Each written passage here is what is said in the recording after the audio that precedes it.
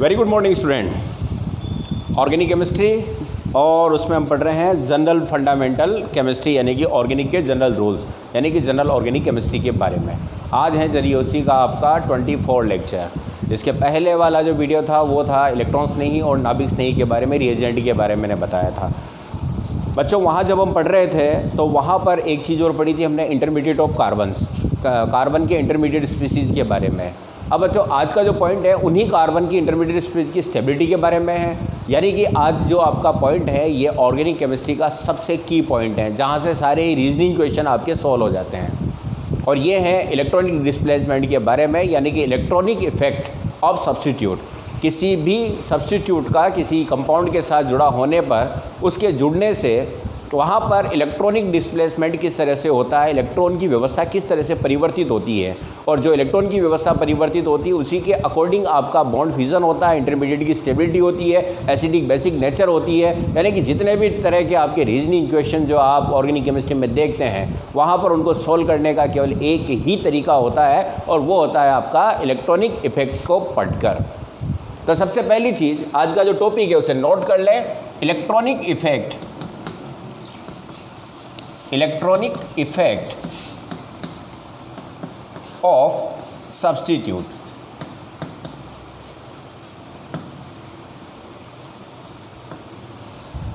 प्रतिस्थापियों के इलेक्ट्रॉनिक प्रभाव को दो कैटेगरी में डिवाइड किया गया है। एक वे इफेक्ट है जो कि परमानेंट होते हैं और एक वे होते हैं जो कि अनस्टेबल होते हैं, होता है रिएक्शन के बीच में कंपाउंड के साथ और फिर वापस ख़त्म हो जाता है। ठीक है ना। तो इनको हम दो कैटेगरी में डिवाइड करते हैं, एक आपके स्टेबल इफेक्ट या परमानेंट इफेक्ट,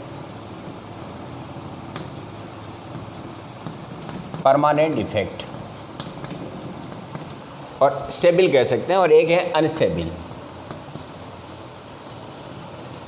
परमानेंट इफेक्ट जो होते हैं उनको हम तीन कैटेगरी में डिवाइड करते हैं। पहला एक होता है इंडक्टिव इफेक्ट। ये व्यवस्था को परमानेंटली चेंज करते हैं। जब ये प्रभाव होता है तो उस कंपाउंड के अंदर इलेक्ट्रॉन जो होते हैं वो परमानेंटली शिफ्टेड हो जाते हैं, तो इंडक्टिव इफेक्ट। दूसरा जो है वो रेजोनेंस या मेसोमेरी इफेक्ट, जिसको कि हम रेजोनेंस भी कहा जाता है, रेजोनेंस इफेक्ट भी कहा जाता है, अनुनादी प्रभाव। और एक होता है आपका हाइपर कॉन्जुगेशन, अति संयुग्मन प्रभाव। और यहाँ पर अनस्टेबल में एक इफेक्ट है आपका जो कि इलेक्ट्रोमेरी इफेक्ट है, जिसको कि ई इफेक्ट कहा जाता है। ठीक है। इसको इंडक्टिव इफेक्ट को आई इफेक्ट कहा जाता है, इसको एम या आर इफेक्ट कहा जाता है। ओके। ये आपके इफ़ेक्ट्स हैं जो कि किसी सब्स्टिट्यूट के कार्बन के कंपाउंड के साथ चेन में जुड़ने के बाद उस चेन में इलेक्ट्रॉन का डिस्प्लेसमेंट करेंगे। ठीक, हम स्टार्ट करते हैं इसको। इसका एक स्क्रीनशॉट ले लें आप। अब सबसे पहला इफेक्ट जो है वो है इंडक्टिव इफेक्ट। अब इसको हम स्टार्ट करें उसके पहले मैं आपको एक एग्जाम्पल बता रहा हूँ। एक सिंपल सी कार्बन की चेन लेते हैं अपन। जैसे कि मैं यहाँ पर 3 कार्बन ले रहा हूँ, 1, 2 और 3। ठीक है, ओके। यहाँ पर हाइड्रोजन मान लिया जाए, ये इनके अकॉर्डिंग वैलेंसी 4 हो गई और हाइड्रोजन ये है, प्रोपेन है। अब यहाँ से अगर मैं एक हाइड्रोजन को रिप्लेस कर देता हूँ, CH3, CH2, CH2 और एक यहाँ पर ग्रुप लगाया मैंने कोई Z। पहली वाली कंडीशन देखें, सारे ही कार्बन के बीच की इलेक्ट्रोनेगेटिविटी का डिफरेंस जो होगा वो 0 होगा। यानी कि जितना ये इलेक्ट्रॉन को खींचने की ताकत रखता है उतना ये रखता है, उतना ये रखता है। यानी कि ये बिल्कुल नॉन पोलर है। इसमें इलेक्ट्रॉन बिल्कुल कहाँ है, सेंटर में है, इस तरीके से C के बीच में, C के बीच में, ओके, मिड में होंगे। लेकिन जैसे ही आप इसमें Z को जोड़ते हैं, कोई ग्रुप आता है सब्स्टिट्यूट इसके साथ, तो Z जैसे ही जुड़ता है तो Z की टेंडेंसी दो तरीके की हो सकती है, या तो ये इलेक्ट्रॉन को अपनी ओर खींचेगा या इलेक्ट्रॉनों को देगा। इसको हम बाद में समझेंगे। Z के आधार पर ये दो प्रकार का इफेक्ट होता है, लेकिन Z की टेंडेंसी ये होती है, अगर ये इलेक्ट्रोनेगेटिव है विद्युत ऋणी है तो इलेक्ट्रॉनों को अपनी ओर खींचेगा, और विद्युत धनी है तो ये इलेक्ट्रॉनों को क्या करेगा, इसकी तरफ शिफ्ट करेगा। अब जैसे ये जुड़ता है तो इसके जुड़ने से माना कि ये इलेक्ट्रॉनों को अपनी ओर खींचता है, उदाहरण के लिए हैलोजन है, ठीक है, OH ग्रुप है, कोई इलेक्ट्रोनेगेटिव है, तो ऐसी स्थिति में जैसे इलेक्ट्रॉन खींचेगा तो ये इलेक्ट्रॉन इसकी तरफ आएंगे, इसका मतलब यहाँ जो इसके बीच में बॉन्ड है वो इलेक्ट्रॉन किसकी तरफ चले जाएंगे, इसके पास। इसको इलेक्ट्रॉन की कमी महसूस होगी, पहले ये बराबर थे, अब इसको इलेक्ट्रॉन की कमी महसूस होगी, कमी महसूस होगी तो ये इलेक्ट्रॉनों को अपनी ओर क्या करेगा, खींचेगा। तो ये तो ज़्यादा विद्युत ऋणी है तो किसको खींचेगा, इस वाले को अपनी ओर खींचेगा। फिर इसके पास इलेक्ट्रॉन की कमी होगी तो ये इलेक्ट्रॉनों को अपनी ओर लाएगा। यानी कि यहाँ पर जो आपका सिग्मा बॉन्ड है, तो सिग्मा इलेक्ट्रॉन जो है वो अब क्या हो गए, पोलराइज हो गए, ध्रुवीय हो गए। पहले अध्रुवीय थे, अब इनमें पोलरिटी उत्पन्न हो गई, और यहाँ पर अब आपका पोल बन गया, यहाँ पर डेल्टा माइनस चार्ज आ गया, और सीरीज पर क्या आ गया, आपका डेल्टा प्लस चार्ज। अब यही है इंडक्टिव इफेक्ट कि किसी ग्रुप के जुड़े होने पर, परमाणु या किसी ग्रुप के जुड़े होने पर कार्बन की श्रृंखला के सिग्मा इलेक्ट्रॉनों का पोलराइज हो जाना, ध्रुवीय हो जाना, शिफ्टिंग हो जाना, इसको क्या कहते हैं, प्रेरणिक प्रभाव। किसका, इस जेड का। तो प्रेरणिक प्रभाव सेकंड तरीके समझे। सपोज करें कि इलेक्ट्रॉनों को डोनेटिंग करने वाला है, यानी कि इसके पास इलेक्ट्रॉनिक घनत्व ज़्यादा खींचता नहीं, देने की प्रवृत्ति है।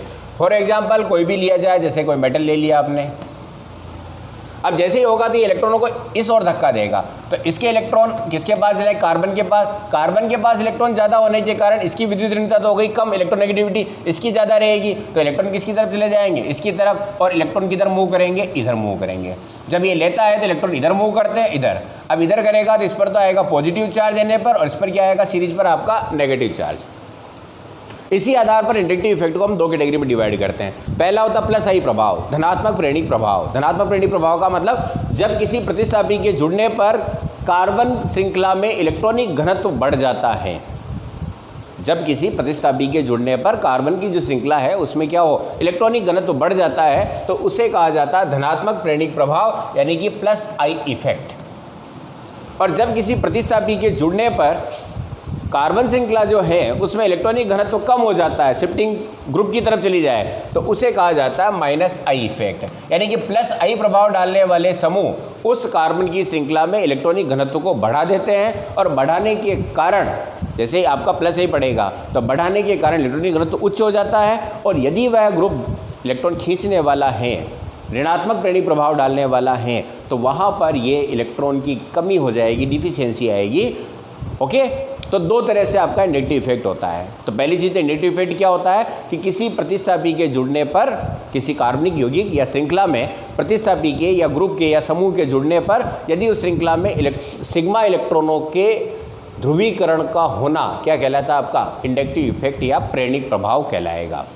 क्लियर है। और ये कितने प्रकार का होगा, दो प्रकार का। तो लिखे डेफिनेशन, समझ में आया ये। तो स्टूडेंट, इंडक्टिव इफेक्ट की डेफिनेशन क्या हो जाती है कि कार्बन श्रृंखला में उपस्थित समूह या तत्व द्वारा सिग्मा बंध के इलेक्ट्रॉनों को अपनी ओर विस्थापित करने को, और जिसके कारण की श्रृंखला में ध्रुवणता उत्पन्न हो जाती है, पोलरिटी उत्पन्न हो जाती है। यानी कि सिग्मा बंधों का डिस्प्लेसमेंट होने से श्रृंखला के अंदर, चेन के अंदर क्या होता है, एक पोलरिटी उत्पन्न हो जाती है। किसके द्वारा, किसी ग्रुप के जुड़े होने पर। तो ये आपकी डेफिनेशन हो जाएगी कि कार्बन श्रृंखला में उपस्थित समूह या तत्व द्वारा सिग्मा बंध के इलेक्ट्रॉनों का विस्थापन के कारण श्रृंखला में पोलरिटी उत्पन्न होना क्या कहलाता है, इंडक्टिव इफेक्ट कहलाता है। अब दूसरी चीज़, इसके कुछ फीचर्स हैं।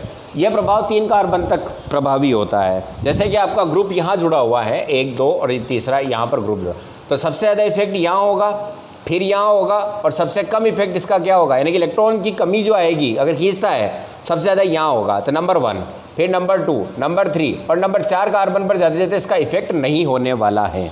ठीक है। तो ये आपका 3 कार्बन तक ही क्या होता है, इफेक्टिव होता है। हाइड्रोजन का इंडक्टिव इफेक्ट क्या माना जाता है, 0 माना जाता है, इसको मिड में रखा गया है।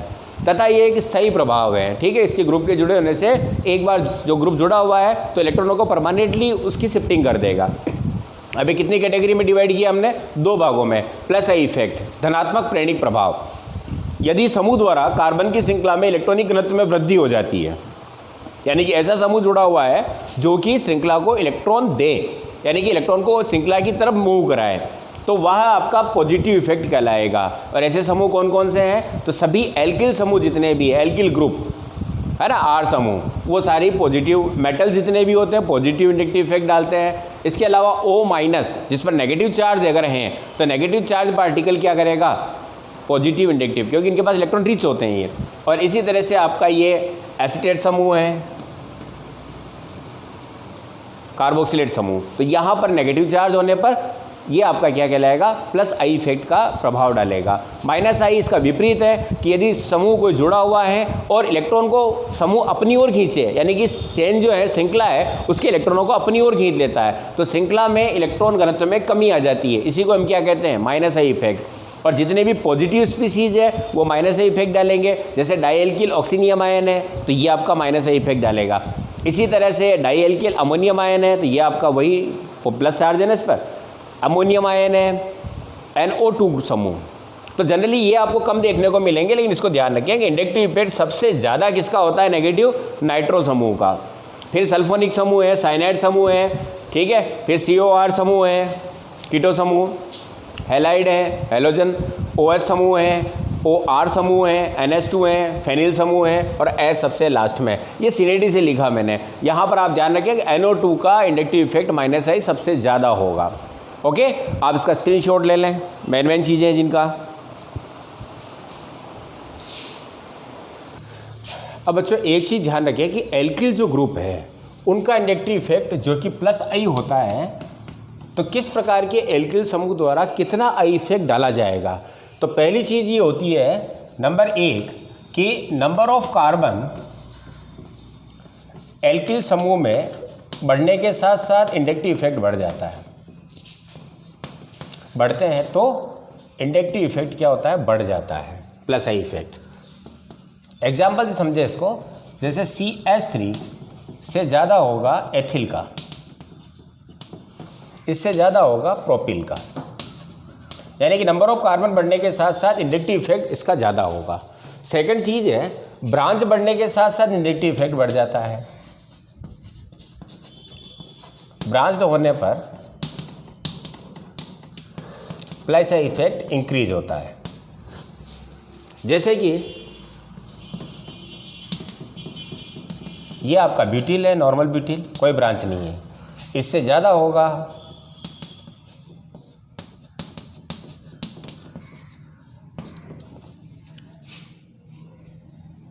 आइसोब्यूटिल का, ओके, और इससे ज़्यादा होगा टर्सरी ब्यूटिल का। तो आर समूह का जो इंडक्टिव इफेक्ट है, जो प्लस आई इफेक्ट होता है, वहाँ पर ध्यान रखिए नंबर ऑफ कार्बन बढ़ने के साथ साथ जिसमें ज़्यादा कार्बन होंगे उसका इंडक्टिव इफेक्ट ज़्यादा होता है। सेकंड चीज़ ये है कि अगर वहाँ पर नंबर ऑफ कार्बन सिमिलर है तो जहाँ ब्रांच है वहाँ पर आपको इंडक्टिव इफेक्ट उसका ज़्यादा होगा। जैसे आपका नॉर्मल ब्यूटिल की तुलना में आइसोब्यूटिल, आइसो से टर्सरी ब्यूटिल का इंडक्टिव इफेक्ट क्या होने वाला है, ज़्यादा होने वाला है जब ये किसी चेन के साथ जुड़ेगा तो। ओके, अब बात करते हैं हम इंडक्टिव इफेक्ट की एप्लीकेशंस के बारे में। इंडक्टिव इफेक्ट के द्वारा हम कई सारे रीजनिंग क्वेश्चन को सोल्व कर लेते हैं। पहली जो एप्लीकेशन है, एप्लीकेशन ऑफ इंडक्टिव इफेक्ट।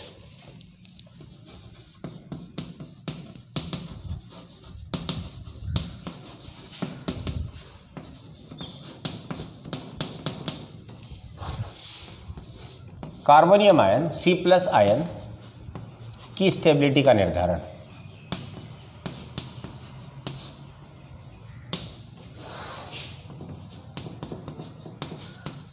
बच्चों आपने कार्बोनियम आयन को पढ़ा है। कार्बोनियम आयन जनरली आपको प्राइमरी, सेकेंडरी और टर्सरी 3 प्रकार के कार्बोनियम आयन प्राप्त होते हैं। अब इसमें सबसे ज़्यादा टर्सरी स्टेबल होता है। कारण क्या है, तो पहले आप चीज़ देखें कि कार्बोनियम आयन जो है C+ आयन, इसके पास इलेक्ट्रॉन कितने होते हैं, 6 इलेक्ट्रॉन होते हैं ना। इसके अलावा इसके पास इलेक्ट्रॉन की क्या होती है, कमी होती है, और ये अनस्टेबल होता है क्योंकि इसके पास 6 इलेक्ट्रॉन है, इलेक्ट्रॉन कम है।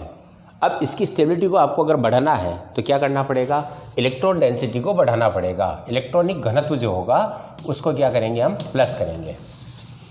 अब इस C+ कार्बन से जुड़ने वाला समूह यदि इलेक्ट्रॉनिक घनत्व को बढ़ाए तो इलेक्ट्रॉनिक घनत्व को बढ़ाने वाले समूह क्या होते हैं, प्लस आई इफेक्ट। ठीक है, तो प्लस आई के साथ साथ इलेक्ट्रॉनिक घनत्व क्या होगा, बढ़ जाएगा, और इलेक्ट्रॉनिक घनत्व वृद्धि होने के साथ साथ C+ की स्टेबिलिटी क्या हो जाएगी, बढ़ जाएगी। सही है। और अगर माइनस आई समूह जुड़े इस कार्बन से जो वैलेंसी मैंने छोड़ रखी है, तो इलेक्ट्रॉनिक घनत्व क्या हो जाता है, इलेक्ट्रॉनिक घनत्व कम, और पहले से ही कम इलेक्ट्रॉन है और कम हो जाएंगे, तो कार्बोनियम आयन का स्थायित्व क्या हो जाएगा, अस्थायित्व बढ़ जाएगा। बस ये ध्यान रखें। अब बात करें हम प्राइमरी की, तो ये CH3 plus CH3 CH2 plus, ये प्राइमरी है दोनों, CH3 CH CH3 प्लस, ये आपका सेकेंडरी, और CH3 CH3 टर्सरी ब्यूटिल जो है ये आपका टर्सरी हो गया कार्बोनियम आयन।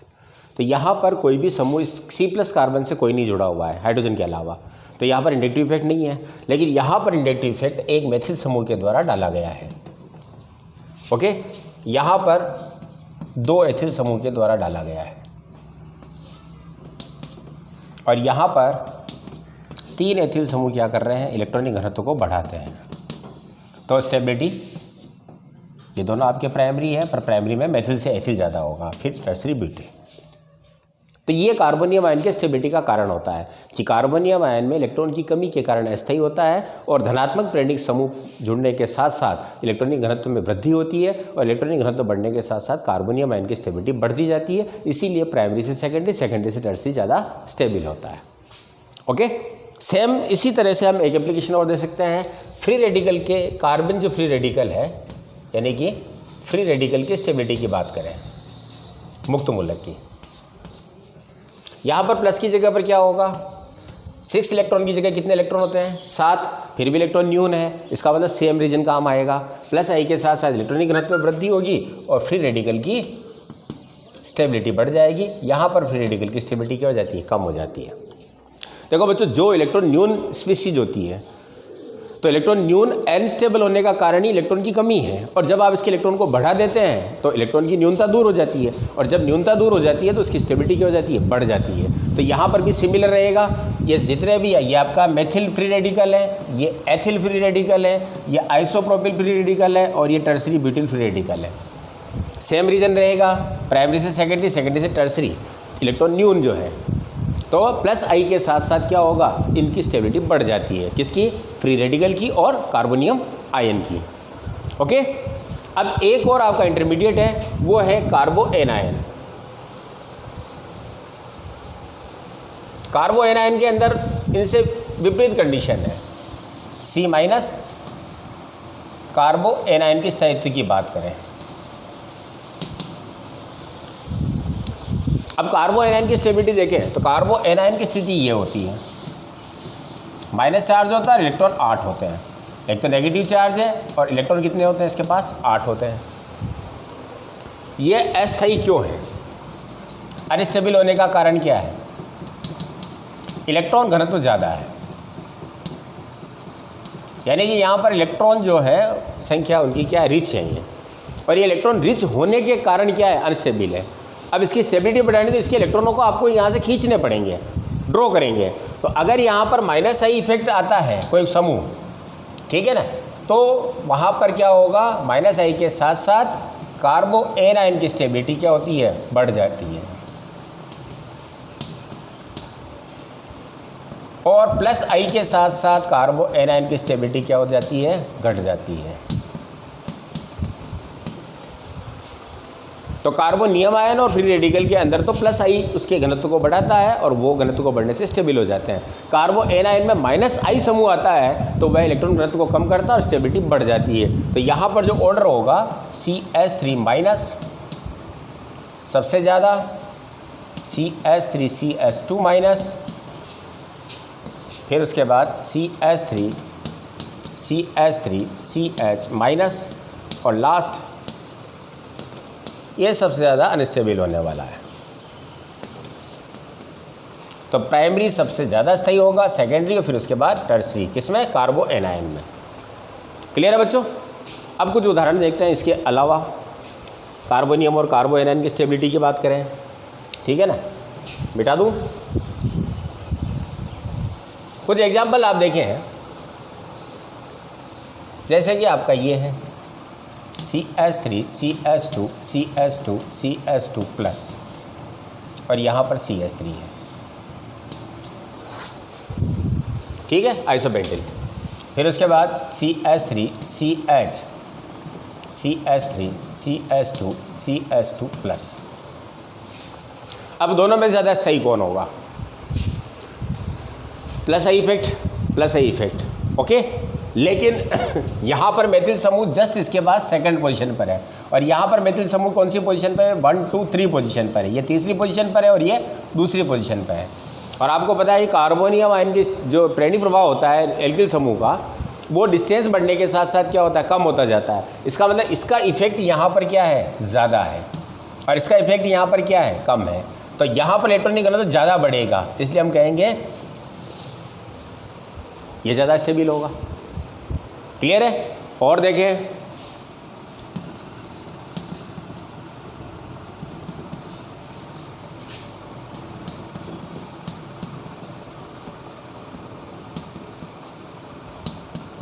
चलो करो कंपेयर।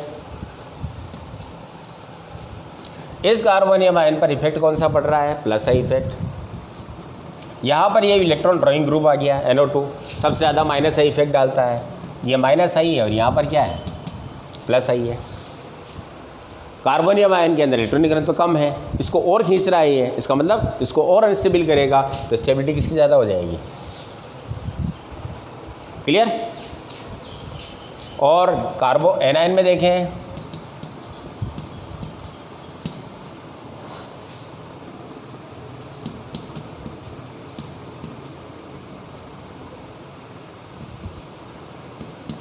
सेकंड उदाहरण ये है।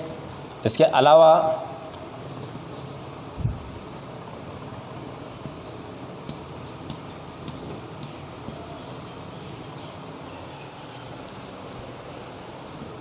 अब आप इसकी स्टेबिलिटी को चेक करें। यहाँ पर इधर प्लस आई इफेक्ट हो रहा है, इलेक्ट्रॉनिक घनत्व को बढ़ा रहा है, पहले से ज़्यादा है, ये आपका अस्थायी होगा इनकी तुलना में। यहाँ पर ये माइनस आई इफेक्ट डाल रहा है क्लोरीन, यहाँ पर जस्ट इसी पर जुड़ा हुआ है तो ये माइनस आई इफेक्ट डाल रहा है। तो सबसे ज़्यादा स्टेबल कौन होगा? डायरेक्ट इलेक्ट्रॉन खींचने वाला। तो नंबर 1, फिर ये नंबर 2 और फिर ये नंबर 3 पर चला जाएगा, यानी कि सबसे ज़्यादा स्टेबल, क्योंकि क्लोरीन दोनों में है, पर ये नंबर 1 कार्बन जस्ट माइनस के साथ ही जुड़ा हुआ है। ओके, तो ये आपकी स्टेबिलिटी का ऑर्डर होता है। समझ में आ गया? अब सेकंड एप्लीकेशन हम लेते हैं, वो है एसिडिक और बेसिक नेचर। आप इसका तो कुछ उदाहरणों के स्क्रीनशॉट ले लें।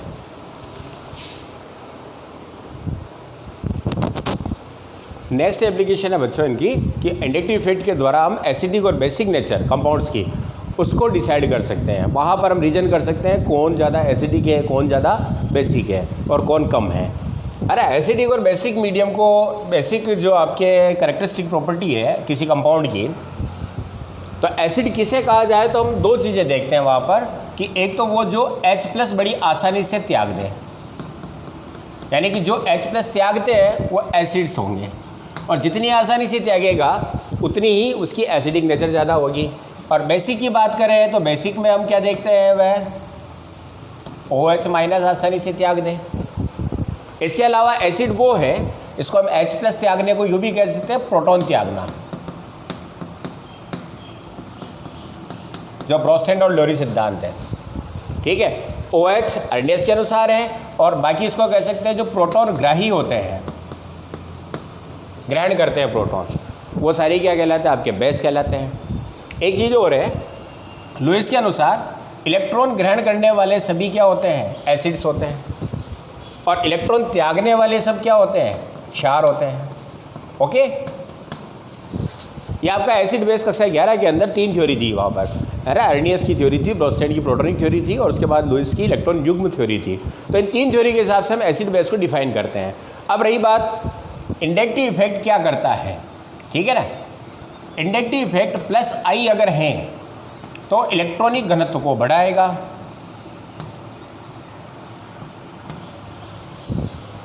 और इलेक्ट्रॉनिक घनत्व को बढ़ाता है तो उसकी त्यागने की नेचर होती, ग्रहण करने की नहीं। और एसिड कौन है? इलेक्ट्रॉन ग्रहण करने वाले। इसका मतलब एसिडिक नेचर क्या होती जाएगी? उसकी अम्लीय सामर्थ्य कम होती जाएगी, अम्लता घटती जाएगी प्लस आई के साथ साथ। ठीक है। और माइनस आई के साथ साथ क्या होगा, इलेक्ट्रॉनिक घनत्व तो कम हो जाएगा, और इलेक्ट्रॉनिक घनत्व तो कम होगा किसी कंपाउंड में, तो अब वो इलेक्ट्रॉनों को क्या करेगा, खींचेगा अपनी ओर। और इलेक्ट्रॉन को खींचने वाले क्या होते हैं, एसिड, यानी कि माइनस आई के साथ साथ उसकी अम्लीय प्रवृत्ति क्या होती है, अम्लीय क्षमता बढ़ जाती है। ओके, इसके विपरीत यहाँ क्या हो जाएगा, प्लस आई के साथ साथ क्षारीय सामर्थ्य बढ़ जाएगा, और माइनस आई के साथ साथ क्षारीय क्षमता कम हो जाती है।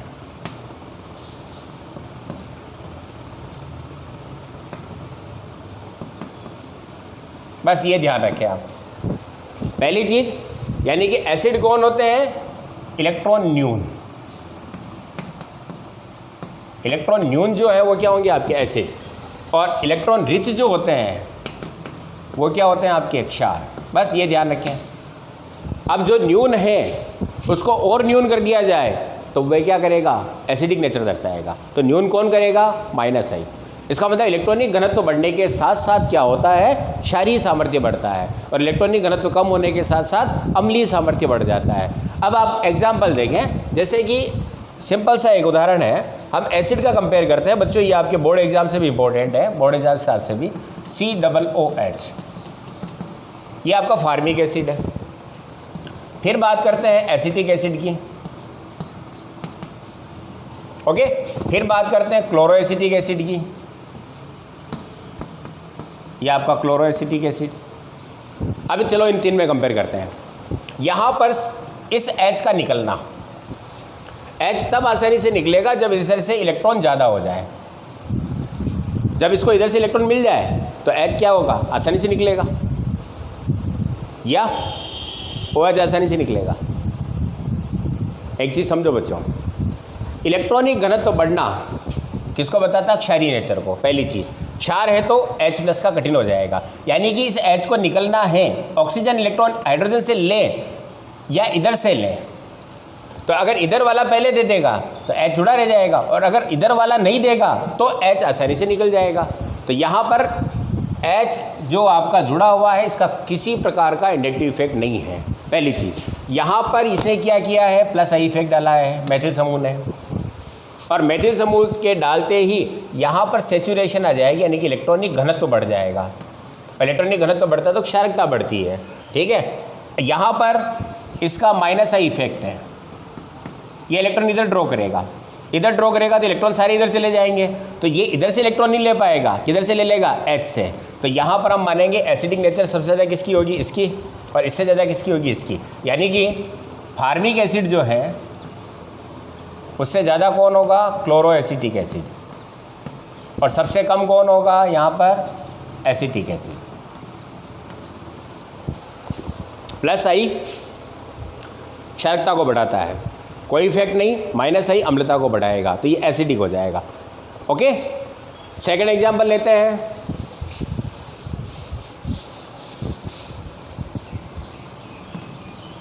CH3OH, CH3CH, CH3OH। और तीसरा एग्जांपल है आपका वही टर्सरी ब्यूटिल अल्कोहल। अब बच्चों यहाँ पर इसकी ड्यूल नेचर होती है, कार्बन इलेक्ट्रॉन दे हाइड्रोजन से पहले तो ये OH माइनस में निकलेगा, बेसिक हो जाएगा। अगर यहाँ पर कंपेयर करें इलेक्ट्रोनेगेटिविटी की, तो यहाँ पर आपका जो मेथिल समूह है, यहाँ पर आपका इसके साथ कौन सा समूह जुड़ा हुआ है, प्लस आई इफेक्ट, ठीक है। यहाँ पर 3 प्लस आई इफेक्ट, तो प्लस आई इफेक्ट बढ़ रहा है, और प्लस आई इफेक्ट के साथ साथ क्या बढ़ती है, क्षारकता बढ़ती है।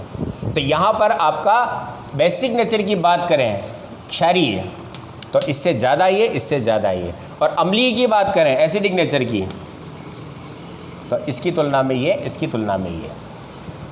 यही चीज़ हम देख सकते हैं कि जब आपका एल्कोहल नाभिक से नहीं प्रतिस्थापन दे या इलेक्ट्रॉन से नहीं प्रतिस्थापन दे, दोनों देता है ये, तो ऐसी स्थिति में कब नाभिक से नहीं देना आसान होगा, तो जब OH आसानी से निकले तो, ठीक है ना।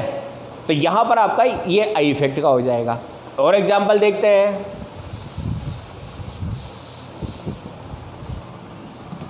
ये आपका एसिटिक एसिड, ठीक है, ये आपका ट्राइक्लोरोएसिटिक एसिड, पर क्लोरो एसिटिक एसिड इसको कहेंगे, पर क्लोरो एसिटिक एसिड, और ये आपका पर फ्लोरो एसिटिक एसिड। अब इनमें कंपेयर करें तो माइनस आई के साथ एसिडिक नेचर, इसमें कोई माइनस आई इफेक्ट नहीं है, इसमें आपका माइनस आई इफेक्ट है 3 क्लोरीन के द्वारा, इसमें 3 फ्लोरीन के द्वारा, लेकिन माइनस आई क्लोरीन की तुलना में फ्लोरीन का ज़्यादा होगा क्योंकि विद्युत ऋणी है, अतः एसिडिक नेचर फ्लोरीन की ज़्यादा होगी एसिटिक एसिड से, फिर परक्लोरो एसिटिक एसिड की और फिर इसकी।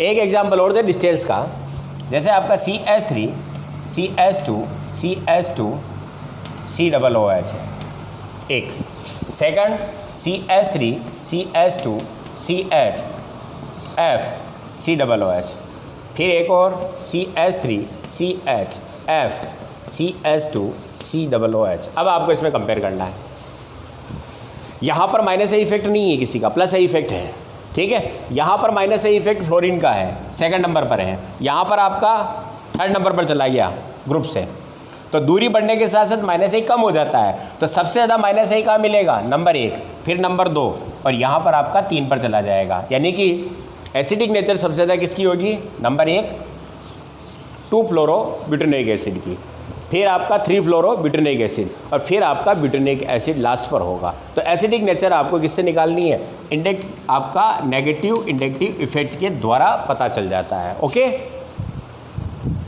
क्लियर है।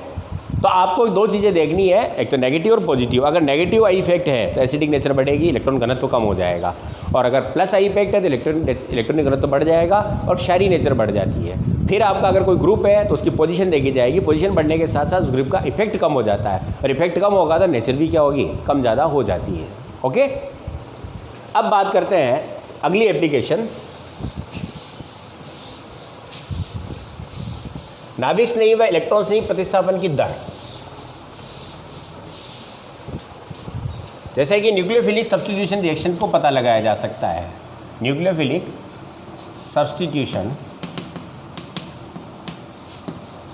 रिएक्शन की क्रियाशीलता। नाभिक स्नेही प्रतिस्थापन कब आसानी से हो, तो बच्चों जब नाभिक स्नेही का निकलना आसान हो। निकलना कब आसान हो, जब नाभिक स्नेही जिस कार्बन से जुड़ा है उस कार्बन पर यदि इलेक्ट्रॉन घनत्व बढ़ाने वाले समूह हैं, बढ़ जाते हैं, तो उसको नाभिक स्नेही को इलेक्ट्रॉन आसानी से मिलेंगे और निकल जाएगा। जैसे कि आपका एक उदाहरण है CH3Br, CH3CH2Br, CH3CH CH3Br, और एक आपका टर्सरी ब्यूटिल ब्रोमाइड ये है। अब आपसे प्रश्न किया गया कि इनमें नाभिक स्नेही प्रतिस्थापन की दर सबसे ज़्यादा या क्रियाशीलता सबसे ज़्यादा किसकी होगी। तो बच्चों यहाँ से Br को निकलना है, यहाँ से निकलना है, तो बंध का विखंडन कहाँ से आसान होगा, जब Br को इलेक्ट्रॉन इधर से आसानी से मिल जाए। तो इसके पास इलेक्ट्रॉन बढ़ाने वाला कोई नहीं, पर इधर से आपका प्लस आई प्रभाव पड़ा है, और प्लस आई प्रभाव बढ़ने का इलेक्ट्रॉनिक घनत्व बढ़ गया, तो इसको आसानी से Br मिल जाएगा, तो इसकी तुलना में ज़्यादा क्रियाशील हो जाएगा, Br का निकलना आसान है। इसकी तुलना में यहाँ पर 2 ग्रुप का प्लस आई इफेक्ट है, तो Br का निकलना और आसान है, तो यहाँ से निकलेगा, तो ये आपका और ज़्यादा क्रियाशीलता। तो इलेक्ट्रॉनिक घनत्व बढ़ने के साथ साथ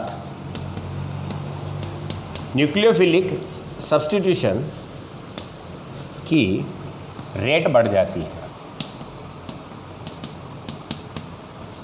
और इसका विपरीत इलेक्ट्रॉनिक यानी कि प्लस आई के साथ साथ, और इलेक्ट्रॉनिक घनत्व कम होने के साथ साथ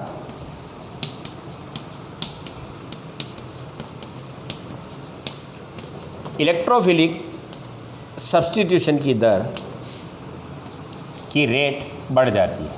ये 2 चीज़ें आप नोट कर लें। जितने ज़्यादा इलेक्ट्रॉन रिच होगा उतना नाभिक स्नेही आसानी से निकल जाएगा, और जितना ज़्यादा न्यून होगा इलेक्ट्रॉन स्नेही आसानी से आपका क्या होगा, निकल जाएगा। ये 2 चीज़ ध्यान रखें। इसके अलावा एक रीजन और है बच्चों, यहाँ पे Br जितना आसानी से निकलेगा तो बनने वाला कौन है, प्राइमरी कार्बोनियम आयन, यहाँ पर कौन है, एथिल कार्बोनियम आयन, यहाँ पर कौन है, आइसोप्रोपिल कार्बोनियम आयन, यहाँ पर कौन है, टर्सरी ब्यूटिल कार्बोनियम आयन। और आपको पता है कि कार्बोनियम आयन जो स्टेबल होगा तो उसका निकलना आसान होगा। तो दूसरा कारण ये भी है कि बनने वाला कार्बोनियम आयन क्या होता है, आपका स्टेबल हो जाता है, तो वह आसानी से निकलेगा, तो यहाँ से तृतीय कार्बोनियम बनने के कारण Br आसानी से रिमूव हो जाता है। तो 2 चीज़ें नोट कर लें, इलेक्ट्रॉनिक घनत्व बढ़ने के साथ साथ नाभिक स्नेही प्रतिस्थापन की दर बढ़ जाती है, और इलेक्ट्रॉन स्नेही की दर कब बढ़ेगी, जब माइनस आई इफेक्ट हो, इलेक्ट्रॉनिक घनत्व कम हो। आप इसको नोट करें, ठीक है ना, स्क्रीनशॉट ले लें।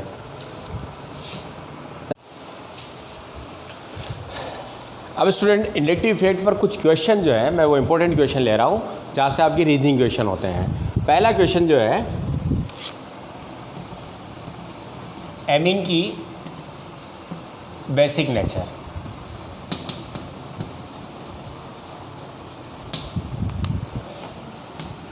एक क्वेश्चन है CH3NH2 CH3NH CH3 CH3N CH3 CH3 और NH3। इनको आपको बेसिक ऑर्डर में व्यवस्थित करना है कि इनमें सबसे ज़्यादा क्षारीय कौन है और सबसे कम कौन है। अब एक चीज़ है बच्चों, एमीन जो होती है उसकी बेसिक नेचर होती है लोन पेयर देने के कारण जो नाइट्रोजन के पास होता है। ओके, ये लोन पेयर डोनेट करता है, इसीलिए ये क्या क्षार है। पहली चीज़ कि एमीन क्षारीय क्यों होती है, क्योंकि एमीन में नाइट्रोजन के पास लोन पेयर एकाकी युग्म प्रेजेंट होता है और इसी इलेक्ट्रॉन युग्म देने के कारण ये कौन सी नेचर के होते हैं, क्षारीय नेचर के होते हैं। तो पहली बात तो ये क्षारीय होती है। अब इनमें क्षारकता क्रम देखें तो जो जितना आसानी से लोन पेयर देगा वो उतना ही ज़्यादा क्षारीय होगा। तो यहाँ पर लोन पेयर तब दिया जाता है जब इलेक्ट्रॉनिक घनत्व बढ़ाओ तो ये इलेक्ट्रॉन ज़्यादा होंगे तो देना आसान हो जाएगा। तो यहाँ पर इसका प्रेरणिक प्रभाव होगा मेथिल में। प्राइमरी अमीन जो है 1 डिग्री अमीन, ये 2 डिग्री अमीन है। यहाँ पर दो तरफ से 2 ग्रुप प्लस आई इफेक्ट डाल रहे हैं R समूह, और यहाँ पर 3 तरफ से प्लस आई इफेक्ट डाल रहे हैं। ओके, और यहाँ पर कोई समूह नहीं है तो ये आपका 3 प्लस आई इफेक्ट है 3 समूह द्वारा। तो सबसे ज़्यादा इलेक्ट्रॉनिक घनत्व कहाँ होगा, यहाँ पर। इसलिए सबसे प्रबल क्षार ये होगी, फिर उसके बाद ये होगी, फिर उसके बाद क्षारीय ये होगी, और सबसे लास्ट क्षारीय कौन होगा, अमोनिया। पर बच्चों एमीन के केस में आपको एक चीज़ बड़ी इंपॉर्टेंट ध्यान रखनी है, लोन पेयर देने की क्षमता तो ज़्यादा है लेकिन यहाँ पर एक चीज़ और होती है स्टीरियो इनएड्रेंस यानी कि त्रिविम बाधा। तो पहली चीज़ यहाँ पर क्या होगी, इलेक्ट्रॉन ये देगा, इसकी तुलना में ये आसानी से देगा, उसकी तुलना में ये आसानी से देना चाहिए। लेकिन यहाँ पर स्थिति ये होती है कि नाइट्रोजन का जो लोन पेयर है उस पर जो आपके कार्बन के 3 समूह जो जुड़े हुए हैं इस तरह से क्या करते हैं, इसको पेयर देने के लिए कोई जगह नहीं बचती है। ये स्टीरियो इनएड्रेंस कहलाती है त्रिविम बाधा के कारण, तो ये दे नहीं पाता है। ओके, इसीलिए यहाँ पर ये सबसे कम क्षारीय हो जाएगा। तो अब आपका जो ऑर्डर है वो ऑर्डर क्या होगा, सबसे ज़्यादा क्षारीय है सेकेंडरी, ठीक है, उससे कम क्षारीय है प्राइमरी, ठीक है, और इससे कम क्षारीय है आपका टर्सरी, और सबसे लास्ट कौन है, अमोनिया। ये विलयन माध्यम में जब द्रव अवस्था में हो तो गैसों में त्रिविम बाधा नहीं होती है। गैसीय अवस्था में क्या क्रम रहेगा, टर्सरी अमीन सबसे ज़्यादा, फिर उसके बाद सेकेंडरी अमीन, ये ध्यान रख के नोट करें, और ये प्राइमरी अमीन, और फिर आपका अमोनिया। ये गैस फेज में, और सॉल्यूशन में आपको ये स्थिति मिलेगी, वहाँ पर त्रिविम बाधा उपस्थित होती है। तो एमिनो की क्षारकता इंडक्टिव इफेक्ट के साथ साथ बढ़ती है, लेकिन टर्सरी में आपकी स्थिति ये होगी। अब ये जो समूह हैं इनकी त्रिविम बाधा के आधार पर हम देखते हैं विलयन अवस्था के अंदर जब R बराबर क्या हो, CH3, तो क्रम क्या होगा, R2NH सेकेंडरी, उससे कम RNH, उससे कम R3N, और सबसे लास्ट अमोनिया। और यदि R बराबर आप एथिल समूह रख लेते हैं, थोड़ा समूह बड़ा हो जाता है, तो क्रम ये हो जाएगा R2NH सेकेंडरी सबसे ज़्यादा क्षारीय है, फिर उसके बाद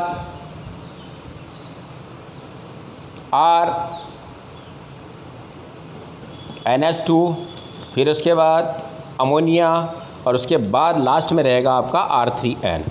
और यदि इस समूह को R को आइसोप्रोपिल कर लेते हैं, बड़ा हो गया, और तो फिर यहाँ पर होगा R2NH सबसे, फिर उसके बाद R की जगह पर यहाँ पर आइसोप्रोपिल है, फिर उसके बाद अमोनिया, फिर आपकी प्राइमरी अमीन, और फिर लास्ट आपका टर्सरी अमीन।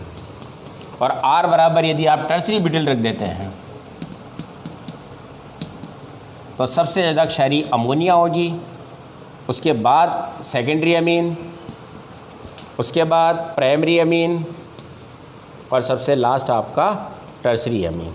ये ऑर्डर नोट कर लें आप, ठीक है। ये इंपॉर्टेंट क्वेश्चन है आपका बोर्ड के हिसाब से भी और कंपटीशन हिसाब से भी, कि आपको क्या करना है कि एमीन की क्षारकता प्लस आई के साथ साथ बढ़ जाती है, लेकिन यहाँ पर टर्सरी सबसे ज़्यादा बेसिक होना चाहिए क्योंकि सर्वाधिक प्लस आई इफेक्ट यहाँ है, लेकिन होता नहीं है।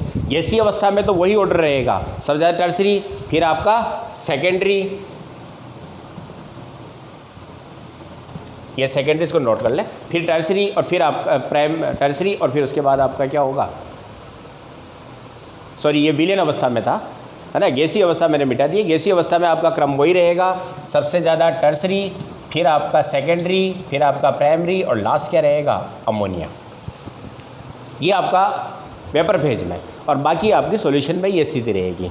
ओके, चलो इसको नोट कर लें।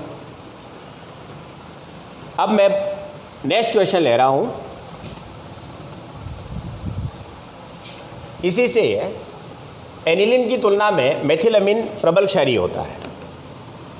बेसिक नेचर जो है मेथिलअमीन, ये क्षारीय है किसकी तुलना में, एनिलीन की तुलना में, C6H5NH2 में। अब इसमें देखें, यहाँ पर आपका NH2 पेयर के पास CH3 का इंडक्टिव इफेक्ट है, और यहाँ पर NH का पेयर जो है उसके साथ रिंग जुड़ी हुई है और रिंग अनसेचुरेटेड होती है, तो इसका माइनस आई प्रभाव है और इसका कौन सा है, प्लस आई प्रभाव। इसमें इलेक्ट्रॉन यू मूव करेंगे, इसमें इलेक्ट्रॉन यू मूव करेंगे, इसका देना आसान होगा, इसीलिए क्षारीय है कि मेथिलअमीन में मेथिल समूह का प्लस आई इफेक्ट होने के कारण इलेक्ट्रॉन आसानी से दिए जा सकते हैं, जबकि एनिलीन में बेंजीन वलय के द्वारा माइनस आई इफेक्ट डाला जाता है फेनिल समूह द्वारा, जिसके कारण कि इलेक्ट्रॉन देना आसान नहीं होता है, तो ये आपका दुर्बल क्षारीय हो जाएगा। अब एक चीज़ और है, एनिलीन में बच्चों आगे पढ़ेंगे हम मेसोमेरी इफेक्ट, तो ये नाइट्रोजन जो है इसका जो लोन पेयर है वो रिंग के साथ अंदर चला जाता है, इस तरह से क्या करेगा, ये रेजोनेंस शो करेगा, पेयर रिंग के साथ कॉन्जुगेशन में होता है, तो इलेक्ट्रॉन पेयर अंदर चला जाएगा तो इसके पास पेयर बचेगा ही नहीं, और जब पेयर नहीं बचेगा तो इसकी बेसिक नेचर होगी ही नहीं, इसीलिए वीक एसिड की तरह व्यवहार करता है। तो मेसोमेरी में वापस बताऊंगा, एनिलीन का कंपेयर करेंगे हम, तो आप इसको बिल्कुल ध्यान रखिए, दो कारण है, एक तो इंडक्टिव इफेक्ट और दूसरा क्या है, इस पर मेसोमेरी इफेक्ट यहाँ नहीं है, लेकिन यहाँ पर अनुनादी प्रभाव होने से इलेक्ट्रॉन पेयर वलय के साथ अंदर चले जाते हैं, जिसके कारण नाइट्रोजन का पास पेयर नहीं होगा, तो ये बेसिक नेचर नहीं दर्शाएगा और वीक एसिडिक हो जाता है क्योंकि प्लस चार्ज हो जाता है। ओके, अगला क्वेश्चन, नेक्स्ट क्वेश्चन जो आपका है,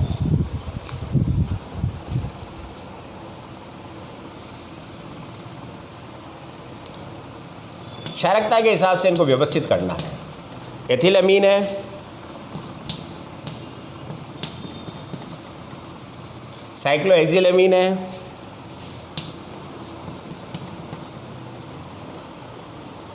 ये आपका विषम चक्रीय यौगिक है, और ये आपका, इन चारों को क्षारकता के हिसाब से व्यवस्थित करना है। अब देखिए बच्चों, ये आपका प्राइमरी अमीन है, ये आपका प्राइमरी अमीन है, ये आपका टर्सरी अमीन है, और ये आपका सेकेंडरी अमीन है, क्योंकि नाइट्रोजन कितने से जुड़ा हुआ है, 2 कार्बन से, सेकेंडरी ये 3 कार्बन से, टर्सरी ये प्राइमरी और ये प्राइमरी। ओके, अब बात करते हैं इनकी क्षारकता के हिसाब से। इलेक्ट्रॉनिक घनत्व सबसे ज़्यादा कहाँ होगा, तो इलेक्ट्रॉनिक घनत्व सबसे ज़्यादा कहाँ होगा, टर्सरी में, आई इफेक्ट, तो सबसे ज़्यादा कौन हो जाएगा, ये नंबर 1 पर सबसे ज़्यादा क्षारीय, फिर नंबर 2 पर। अब बात करते हैं यहाँ पर, ये 1 कार्बन से जुड़ा हुआ है, जबकि ये जो कार्बन है 1 से जुड़ा हुआ है, इंडक्टिव इफेक्ट 1 का है, जबकि इस कार्बन का जुड़ाव 2 से है, CH2 अतः इसका इंडक्टिव इफेक्ट ज़्यादा होगा, तो ये नंबर 3 पर होगा और ये नंबर 4 पर होगा। तो आपका 1 सबसे ज़्यादा, 2 फिर 3 और लास्ट क्षारीय कौन हो जाएगा, 4। ये टर्सरी, ये सेकेंडरी, 2 प्राइमरी है। प्राइमरी में जहाँ नाइट्रोजन जुड़ा हुआ है वह कार्बन 1 से जुड़ा हुआ है, जबकि यहाँ पर ये कार्बन कितने से जुड़ा हुआ है, 2 से, तो ये आपका क्या होगा, अधिक क्षारीय हो जाएगा। समझ में आया क्वेश्चन। चलो एक क्वेश्चन और लेते हैं। एसिडिक नेचर के हिसाब से इनको व्यवस्थित करना है। आपको 4 कंपाउंड दिए हुए हैं, OH NO2, second OH NO2, third OH NO2 और फोर्थ केवल फिनॉल है। इसकी बेसिक नेचर है एच देने के कारण। एच तब आसानी से दिया जाएगा जब इलेक्ट्रॉन अंदर की तरफ खींचे जाए। नाइट्रो समूह यहाँ पर कौन सा प्रभाव डाल रहा है? माइनस आई प्रभाव। ये ऑर्थो पोजीशन पर है, ये पैरा पोजीशन पर है, ये मेटा पोजीशन पर है। जब भी किसी समूह का जुड़ाव ऑर्थो और पैरा पर होता है तो वह ज़्यादा होगा उसका प्रभाव। और सेकंड चीज़, यहाँ पर अगर वह पैरा पोजीशन पर है तो वह आपका त्रिविमता के हिसाब से एक सीध में हो जाता है, जिसके कारण उसका ज़्यादा प्रभाव होगा। तो सबसे ज़्यादा यहाँ पर क्या होगा आपका? नंबर 1, फिर नंबर 2, फिर नंबर 3 मेटा पर, और लास्ट नंबर 4 रहेगा ये फिनॉल, क्योंकि इस पर कोई माइनस आई इफेक्ट डालने वाला समूह नहीं है।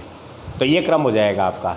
प्रबल एसिडी की है, फिर आपका वो, फिर 3 नंबर और फिर 4 नंबर। तो बच्चों ये था इंडक्टिव इफेक्ट के बारे में, जो मैंने आपको पूरा एक्सप्लेन किया है। रीजनिंग क्वेश्चन कहाँ से किस तरह से सोल्व किए जा सकते हैं। जब आप मेसोमेरी इफेक्ट, हाइपर कॉन्जुगेशन और इलेक्ट्रोमेरी को पढ़ोगे तो लगभग सारे ही क्वेश्चन जो कंपेयर वाले होते हैं आसानी से हो जाते हैं। तो नेक्स्ट लेक्चर आपका किसके बारे में होगा? अनुनादी प्रभाव, जो एरोमेटिक कंपाउंड में जनरली देखा जाता है। तो अनुनादी प्रभाव या मेसोमेरी इफेक्ट के बारे में हम पढ़ेंगे। ओके, आप इसके और भी क्वेश्चन आप इसको क्या करते रहे?